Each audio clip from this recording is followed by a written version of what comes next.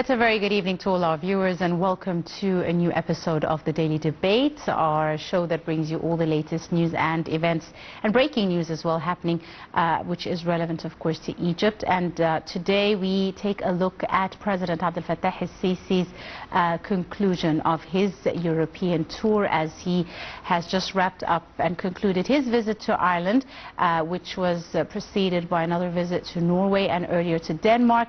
So in tonight's edition of The Daily Debate, we'll have an in-depth discussion on the importance of this European tour by President Abdel Fattah el-Sisi. And this evening, we're very much delighted to have in the studio with us our guest for the evening, His Excellency Ambassador Yousef, Zada, member of the Egyptian Council for Foreign Affairs and former Assistant Foreign Minister. It's a very good evening to you, Mr. Ambassador. Good evening. Thank you so much, Mr. Ambassador, for your time. And of course, today President Abdel Fattah el-Sisi wrapped up his visit to Ireland, wrapping up his tour in Europe. Very, very important stops that the President has had. So just before we delve into all of that, we go to a quick report to wrap up the visit, and we'll be back for more and our in-depth discussion on The Daily Debate. Do stay tuned. President Abdel Fattah el-Sisi's official visit to Ireland, the concluding leg of his European tour, highlights Egypt's commitment to strengthening international partnerships. Arriving in Dublin, President el-Sisi met with Irish President Michael D. Higgins at the presidential residence, where he signed the historical guest book, a ceremonial gesture marking mutual respect and goodwill. This visit underscores the strategic benefits of Egyptian-Irish relations. President el-Sisi engaged in discussions with the Irish Prime Minister Simon Harris at the government buildings in Dublin. Their dialogue focused on advancing cooperation across diverse fields, particularly trade, education and technology. The leaders also coordinated positions on global crises and shared challenges including climate change and economic recovery. A pivotal component of the visit is exploring opportunities to enhance Egypt-Ireland economic ties. As Ireland is a permanent player in the European Union, fostering closer relations could serve Egypt's broader goals of strengthening trade partnerships with the European Union. Ireland's technological innovation and expertise in the agriculture also present potential areas for collaboration that align with Egypt's development objectives. President el-Sisi's itinerary in Dublin also reflected a commitment to bolstering people-to-people connections and cultural diplomacy. His engagement with the Irish leadership emphasized shared values and the importance of multilateralism in addressing pressing international issues. Through this visit, Egypt and Ireland reaffirmed their partnership's potential, paving the way for increased diplomatic, economic and cultural exchanges that benefit both nations. This visit is part of President el-Sisi's broader European engagement, which included prior stops in Norway and Denmark. In each leg, he focused on deepening economic ties, attracting foreign investments, and positioning Egypt as a regional leader in sustainable development initiatives.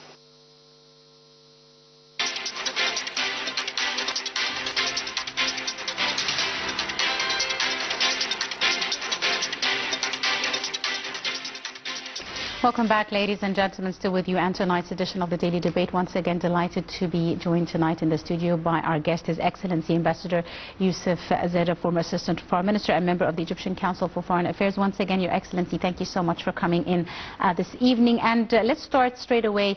Just hours ago, President Abdel Fattah el-Sisi left the Irish capital, Dublin, at the conclusion of his European tour. I want to start by asking Your Excellency, how do you see the significance of President Abdel Fattah el-Sisi's current visit that has just wrapped up, especially in light of the current global situation?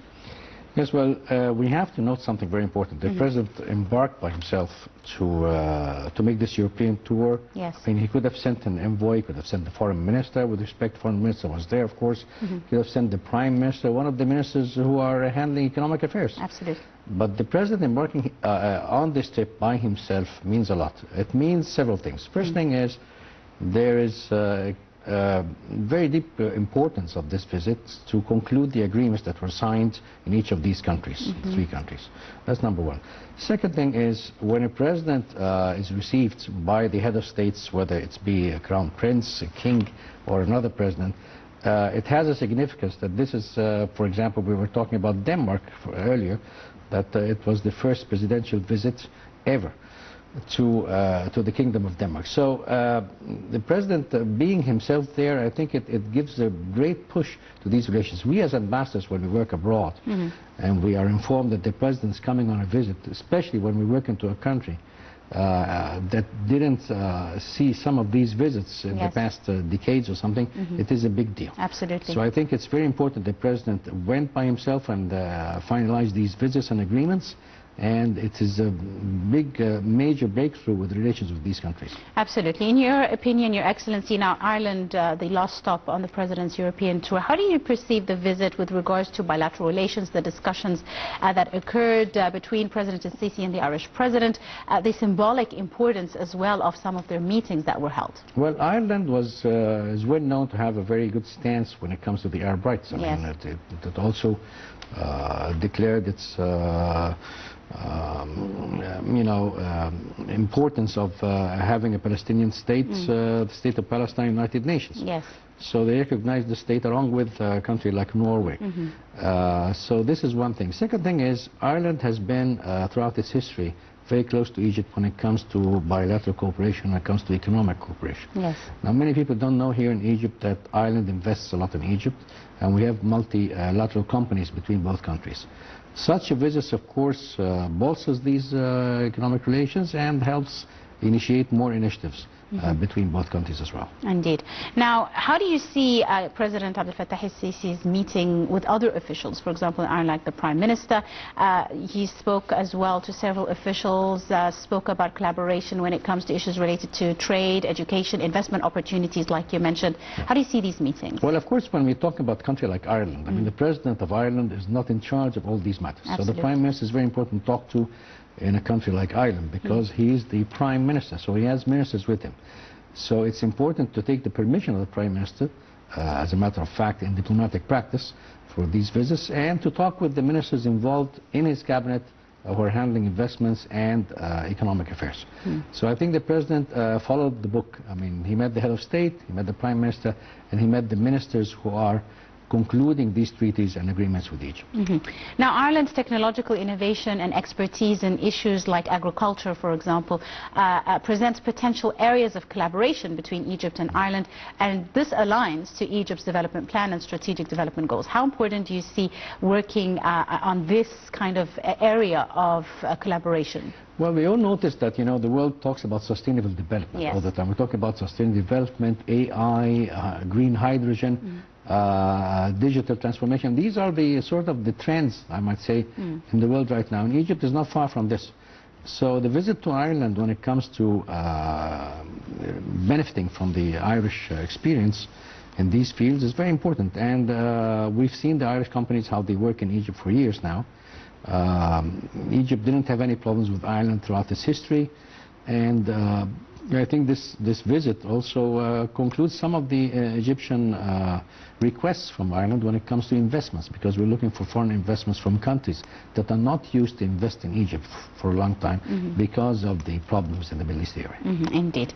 Now, Egypt, of course, as you mentioned, has played a pivotal role in advocating, for example, for the Middle East, the Palestinian cause, etc. How do you see such meetings between President Sisi and European officials advocating for the same cause, using, diplomatic relations in such a way to advocate for humanitarian efforts, for example, in the Gaza Strip, and a resolution to the current conflict and crisis? Yes, the humanitarian effort is one of the major things that Ireland was embarking on earlier, because situation in Gaza, of course, I mean, we've seen some demonstrations in Ireland by the Irish people, by the masses over there, and we've seen it in many other countries. Ireland has been specifically in Europe and some other countries like France and Germany, where there are communities that are not really of Arab ancestry, but they are pure Irish people who saw the genocide in Gaza and who saw the importance of an UNRWA role, this organization that's not being having so much pressure from the occupied territories and occupied authorities, I mean. And I think we collaborate with Ireland when it comes to delivering humanitarian aid into Gaza. This is very important indeed. Your Excellency Ambassador Yousef, now President Sisi also during his visit, there was a cultural element, to the visit, the first Egyptian president to some of these countries. President Sisi also invited the Irish Prime Minister, for example, for the inauguration of the Grand Egyptian Museum. And this is kind of moving into, the Egyptian soft power. This is very important because this is another kind of collaboration on another level when it comes to Egypt and other European countries. How important do you see cultural diplomacy with regards to strengthening Egypt's ties and global influence? It goes without saying that, usually, according to protocol, when you visit the country, you invite, of course, the leaders of this country to visit you. That's one thing. Second thing is, I think we are preparing for the inauguration of GEM, the Grand Egyptian Museum in Egypt, which has been delayed several times because of events happening in the Middle East. And of course, the Gaza genocide was one of the important reasons. And Egypt, the soft power, as you've mentioned, Inji, is something that we really rely on in many things in our foreign policy. I mean, of course, the Egyptian civilization, now with this huge museum, which is supposed to be the biggest in the world. Of course, an invitation like this holds so many important things between bilateral relations. Indeed, and it opens different doorways, don't you think, for like other kind of collaboration, for example, tourism. Lots of different programs. Do we have lots of Irish tourists that come to Egypt? Can we improve the numbers? Can we increase the tourists, cater for their needs? Exactly, not that much. I mean, Ireland is well known not to be one of the main collaborators of huge numbers of tourism in Egypt, but of course we have other countries that are the main big numbers come from. But from Europe, from Europe, from Asian countries, from Arab countries. But I think it's important to open these doors. Today, this morning, I was reading for the Ministry of Tourism and Antiquities by the minister himself, saying that we received something like 15.3 million visitors throughout the first 10 months of 2024. So, and he was expecting an increase, but the decrease happened because of the events in Gaza. He said 20% decrease. Now we're trying to override these problems by helping tourism to rise again. And as we know, tourism is a main revenue, one of the main revenues of the Egyptian economy, and it's very important for us to promote tourism whenever we go. Absolutely. Now, beyond technology, we spoke about technology, agriculture, issues related to renewable sources of energy, which of course are very, very popular, and technological advancement in this field of renewable energy in Europe has gone far and beyond. Some of these sectors are very important as well now for Egypt. How do you see deeper collaboration in different areas and the role of the private sector, in your opinion? Of course, usually these visits are accompanied by business persons and delegations from the business sector, which is another element of any official visit. Yes, I mean, it's important to invite the heads of the companies that are investing in your country, or that we see that there are many fields of cooperation ahead. So, and in Egypt, I think we went through very big steps lately in the reign of President Sisi as president in the sustainable energy, in the green hydrogen, as I just mentioned. So in making the country a better place when it comes to better atmosphere for investments. And well, we hosted COP27 2 years back. So we are one of the main initiators of this. Absolutely. Right. And also Egypt has embarked on different investment law reforms. Yes.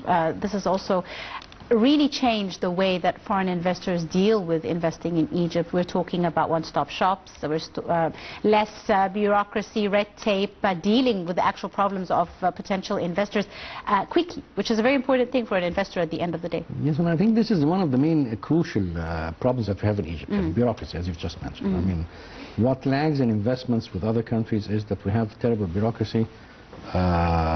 We have some sort of corruption like any other country, not something specific, but we're trying to overcome this. The open door policy, or the single window policy, I'm sorry, that we tried to achieve a few years back, I don't think it worked, but we were trying to overcome this by putting new laws that are more flexible than before. Absolutely.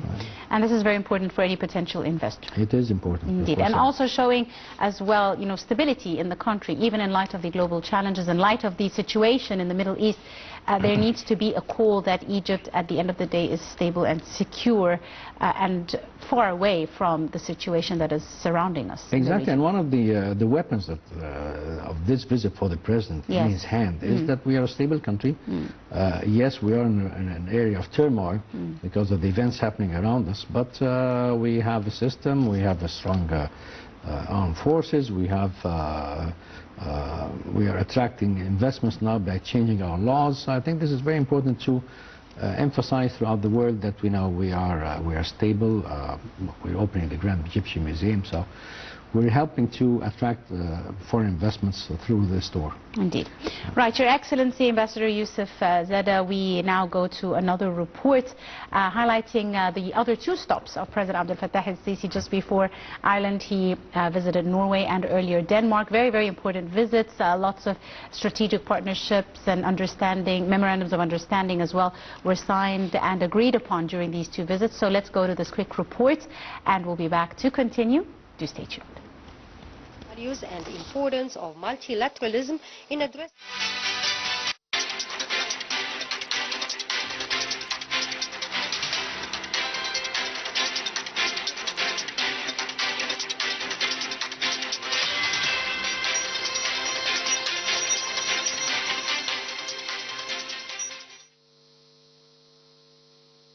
One of the central themes of President Abdel Fattah el-Sisi's European tour is Egypt's focus on strengthening its economy by attracting foreign direct investments, the FDI. During his engagements, President el-Sisi emphasized Egypt's strategic efforts to create a favorable investment climate underpinned by economic reforms and incentives designed to facilitate the entry of international businesses. Discussions covered pivotal sectors such as energy, traditional renewable and green, infrastructure, information technology, transportation, agriculture and industry. These efforts align with Egypt's Vision 2030, which prioritizes sustainable development and leveraging its strategic geographic position as a hub for global trade and investment. The tour also held significant political and strategic dimensions. President el-Sisi's dialogues with European leaders explored coordinating efforts in combating terrorism, managing illegal migration and addressing climate change. Europe's recognition of Egypt as a key partner in ensuring regional security and economic growth solidified the strategic importance of the tour. This European outreach emphasized Egypt's shift toward fostering deeper relations with northern European countries renowned for their economic strength and commitment to sustainable development. By engaging with nations like Denmark, Norway and Ireland, Egypt aims to integrate advanced technologies and best practices into its development initiatives. The outcomes of this tour are expected to yield tangible benefits for Egypt, including an enhanced trade balance, increased FDI, and opportunities for knowledge transfer. These initiatives still not only strengthen Egypt's economy but also improve the livelihoods of its citizens through job creation and development programs. President el-Sisi's European tour reinforced Egypt's role as a central player on the global stage. By building robust partnerships and promoting mutual interests, the visit advanced Egypt's strategic goals of sustainable growth, economic diversification, and regional stability, affirming its position as a bridge between Africa, the Middle East, and Europe.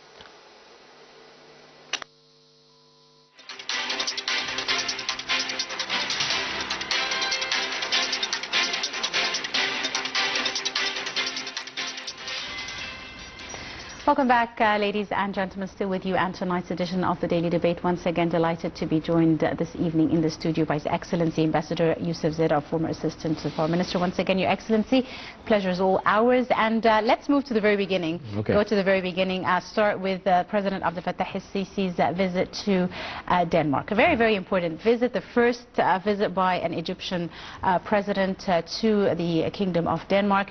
And lots of different achievements, if I may, happened during this visit. For example, the signing of a strategic partnership between Egypt and Denmark. What does the strategic partnership mean? What does it entail? Very good. Now, before the strategic partnership agreements and all the MOUs that were signed, this is a state visit. Now, there's a difference in protocol between a state visit and a normal visit. The state visit usually has all this protocol of a horse and carriage and guard of honor and guard of honor and of course, exactly. So this was considered by Denmark a state visit, and meeting the King and Queen of Denmark and spending most of the time with the President. I think also this emphasizes the importance that the Danish side gives to the President's visit. Now, strategic partnership, we signed this with many countries, with the EU, for example, when von der Leyen was here a few months ago, and with other countries.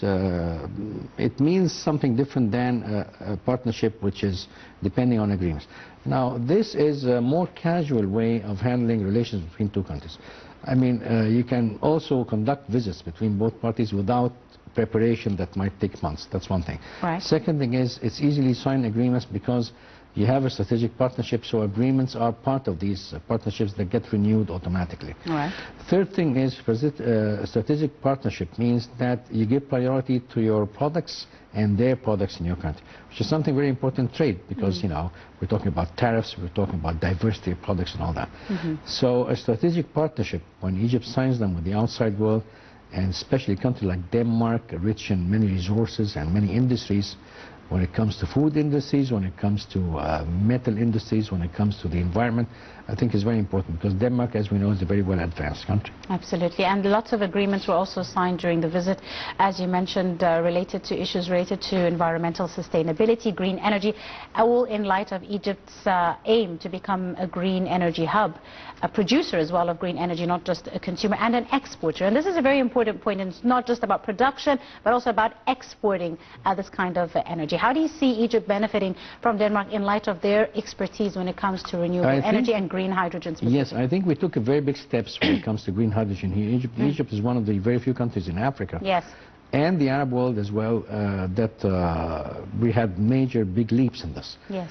Exporting, I think it would take some time, because it needs probably more efforts, some more years to export green energy abroad, but getting the country on its feet when it comes to green energy is something very important, because of course it doesn't consume all the fossil fuels that we're talking about.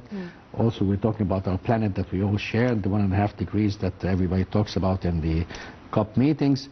So we have a very advanced perspective of this. Absolutely. Now, Your Excellency, President Sisi also held a meeting with the head of the parliament, which is another kind of element to his visit. It's not just, you know, the monarchy, but there's the diplomacy, there's the political side. What importance would you put on this meeting with the head of the Parliament of Denmark? What does it mean to meet with the head of the Parliament? Working as an ambassador abroad, I've witnessed this with other countries. I mean, when you're arranging as an ambassador with the Ministry of Foreign Affairs a presidential visit, you suggest certain meetings. Right. And the presidency approves these meetings usually. So it's probably our ambassador in Denmark and the foreign ministry suggested this meeting, and it has some importance. What is the importance of our president meeting the head of the parliament there? It means that we can exchange visits between both parliaments. We can also say that we have a parliament that's working according to its own regulations, putting laws and all that. Every legislative branch of the government, and also we can say that we have also a Senate. Probably many countries don't know that we have a Senate in Egypt. So we took many steps when it comes to the diversifying decision-making in Egypt, and this is important to explain to the outside world in a country like Denmark. Indeed. Now, in light of this tour, Egypt has also positioned itself as a reliable partner when it comes to addressing different international crises. So President Sisi also spoke to the Danish king about the situation in Palestine, the Arab area, also the situation in Ukraine and Russia, which is relevant to the Europeans as well. How important do you see Egypt's position as a bridge between Europe and other African countries as well when it comes to international issues? I would like to talk about this now, but I would like to go back for a while when meeting of the parliament, the head of the parliament. We must remember that the Danish parliament didn't approve recognizing the state of Palestine. So the meeting was some sort of explaining our point of view. Why is it important to have the state of Palestine? That's one thing. Now, going back to your question, is it's important to say our position explain our position when it comes to the Gaza crisis and the Gaza war and the genocide happening there. And now many countries don't see the vision that we see, because we are neighbors, we are part of this area, we are talking the same language, of the same religion, all the culture between us and the Palestinians. And it's important to explain to a country like Denmark in Northern Europe what's going on here, what do we need to relieve the Palestinians when it comes to aid and all that. And of course, as we know, we had three major demands. Stop immediately the war. Number two, let the aid enter freely into Gaza Strip. And number three, the exchange of hostages. So I think this was all explained by the president there. Absolutely.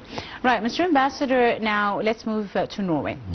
President Sisi's visit to Norway, he met many officials in Norway, including, top officials when it comes to, before we go to the political, let's go to the economic. He met lots of heads of companies, CEOs of multinational companies that also operate in Egypt. This is a very important part of the visit as well, speaking about hubs, speaking about ports and capabilities in Egyptian ports as well. How do you see the Egyptian-Norwegian business side of the visit? Yes, when we talk about Norway and we talk about Denmark as well, Denmark, let's not forget there's Maersk. It's one of the huge companies of maritime transportation. When we talk about Norway, and if you look at the map of Norway with these extensive fjords they have, and the position of Norway when it comes to the North Sea, and these countries, of course, they are giants when it comes to maritime transportation and ports. So the companies that we sign agreements with between Norway and Denmark and Egypt are very beneficial for our plans to develop our ports in Egypt and sign agreements between the Egyptian companies, as we've seen, one of the major companies here, and the companies in Norway. And I think it's also making use of the expertise they have. These countries usually don't venture into the Middle East a lot.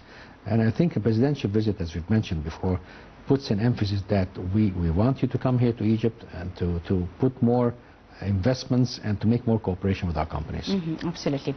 Now, Your Excellency, with common ground identified on issues related to climate, environmental policies, etc., in your opinion, how do you see President Abdel Fattah el-Sisi's vision when it comes to diversification, specifically economic and climate diversification? How do you see this resonating with European leaders in general? I think it gives a very good impression that we mean business. We mean business for our planet, to preserve our environment. We mean business for investments. We mean business for free trade. We mean business also when it comes to non-economic matters, like resolving issues in the Middle East. So having a presidential visit with these countries, I think it's very important to have a tete-a-tete meetings that happens, explaining exactly what we need to tell these countries. And usually when it comes to the media doesn't follow all these meetings. Some of them are in closed doors. And as an ambassador, I've seen these closed doors meetings where so many things are not announced for the media. But this doesn't mean that it's a top secret thing, no. It means that there is extensive conversation between the president and the heads of these companies, and as you've said before, we emphasize on the private sector. The Egyptian private sector, we're trying to connect the Egyptian private sector with the private sector in these countries. Because as you know, we're trying to lift the private sector in Egypt to a better position than it was before. Absolutely. Do you see follow-ups in the near future? Because at the end of the day, presidential visit really lays the groundwork for future collaboration, future follow-up, future ties. How important do you see the follow-ups in the near future? The follow-ups will be done by the private sector in Egypt, the companies that were present there. Right. And by the Ministry of Foreign Affairs and by the head of the financial and investment ministries in Egypt. So all the government in Egypt, to make things short, is following up with the private sector, with the accomplishments of this visit. And I think when a president heads for a visit like this, he has in his bag certain requests from the Egyptian companies to open doors with the companies, whether it be in Dublin or Oslo or in Copenhagen. And this is what happened, and we've seen the president sitting with heads of companies, signing, also witnessing signing of some of the MOUs there. Now, for example, the Egyptian-Norwegian Business Forum contributed to some of the meetings that were witnessed, the economic ties. How important and what role do business forums play with regards to preparation of certain meetings and, as we mentioned, to continue following up on the agreements that are being signed? Yes, business forum is a very important question because business forums are usually a gathering of all the companies that are interested in working in another country. So you extend invitations to the companies there in that country to come and meet you in Egypt and vice versa. And if you have this dialogue going on, I mean, this helps continuation of investments going both ways and of explaining the importance of the projects that you have planned. Right. And I think now that you've mentioned before, the investment laws in Egypt are going through better reforms. Better reform. So I think we're on the right track here. Absolutely. Now, Mr. Ambassador, the visit has also highlighted Egypt's commitment, if you may, to deepening its partnership with Europe in general, which is a principal ally in economic cooperation as well as international issues. How do you view the way that Egypt has addressed some of the regional challenges through strengthening its European alliances, not just with the three countries the President visited, but in general with the whole European Union? The President has had many meetings with many different European leaders and heads of commissions and states, etc., to discuss the situation in the Middle East. Well, we're keeping very good relations with Brussels, the head of the EU headquarters there. And I think Madam von der Leyen, when she came here to Egypt a few months ago with foreign ministers of some European countries, this is a major demonstration of how we talk to Europe. We believe that we are very close to Europe, of course. We've been having cooperation with Europe for many years, and as they say that the investments are sort of hindered sometimes by the political situations in our area. I remember I was in Singapore at one time, and Singapore couldn't invest anything in Egypt, saying that you live in a troubled region.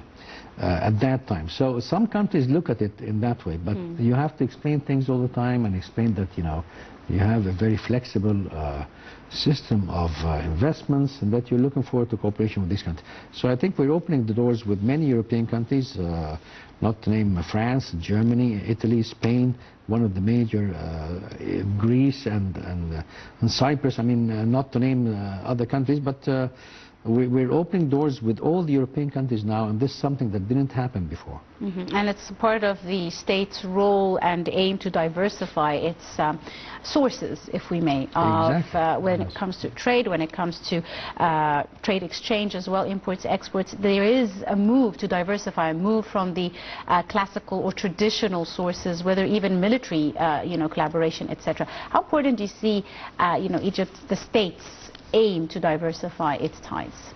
Well, you've mentioned the military. I mean, this is important, of course, because we've been having this policy ever since President Mubarak was in power.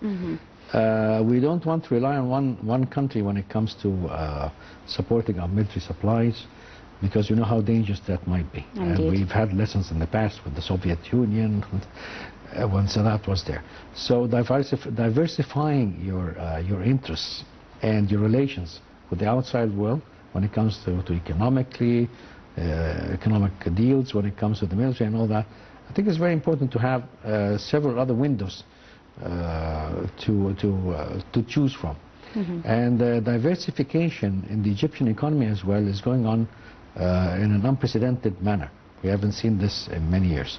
We're talking with Gulf Arab countries, we're talking even with countries in South America, Latin America, we're talking to Asian countries, China and Japan and Korea, and we're talking to the European partners and the United States. So we're having this diversification that you mentioned on a wide scale. Absolutely. Now, this tour also has underlined Egypt's strategic importance when it comes to focusing on its economic development with the country's vision for sustainable development. Sustainable development being the name of the game, as you said. In what ways do you see President Sisi's tour enhancing global competitiveness in this regard? Well, we have been working on the hub for the East Mediterranean hub for gas, for instance, for natural gas, LNG. This is one example that we want to be a hub for important means of energy resources. Of course, we all know the problems that we had with natural gas and all that. Hopefully, we're going back to in the market soon because we are developing our fields in the Mediterranean once again. But and as I mentioned before, we hosted also the COP27 UN meetings here. So this is very important to demonstrate that we are serious about these matters. Sustainable development is the word that you find in many universities these days, in many programs. And many people, unfortunately, don't know what it means. Just the SGs, and everybody talks about it is different than the normal development. It means that development with different sources and development on the long run. Yes, that you need non-ending. So exactly, it's supposed to be renewable, continuous. renewable. Yes, renewable development. Yes. And this is very important in light of the, as you said, SDGs goals as well for Egypt. And Egypt is changing, and it's becoming more malleable. For example, it's shifting its focus when needs be. You mentioned the issue of technological advancement, and it's very interesting to note Egypt often takes technological advancement from countries in this field right from the end. So they have the advantage of getting the latest technological advancement through the expertise of countries that they deal with, for example, other European countries. How important do you see, and how, if I may say, does this save time, or does this, make it faster? Make the pace of development faster?